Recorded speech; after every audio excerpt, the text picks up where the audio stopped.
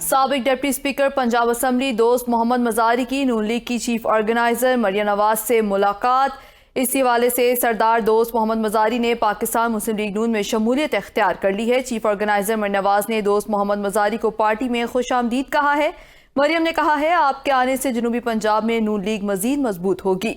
इस हवाले से मजीद जानते हैं हमारे ब्यूरो चीफ फैसल दुरानी से। जी फैसल दुरानी, इस मुलाकात से मजीद आगाह कीजिएगा।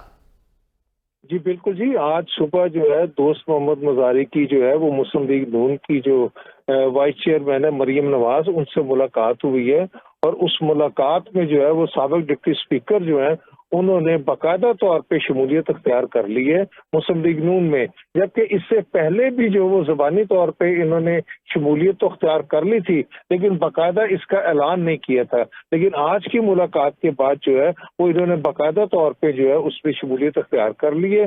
जबकि मुस्लिम लीग नून के मुख्तलिफ हल्कों का ये कहना है कि दोस्त मोहम्मद मजारी की मुस्लिम लीग नून में आमद के बाद जो है वो मुस्लिम लीग नून जो है ना वो मजीद जनूबी पंजाब में मजबूत होगी।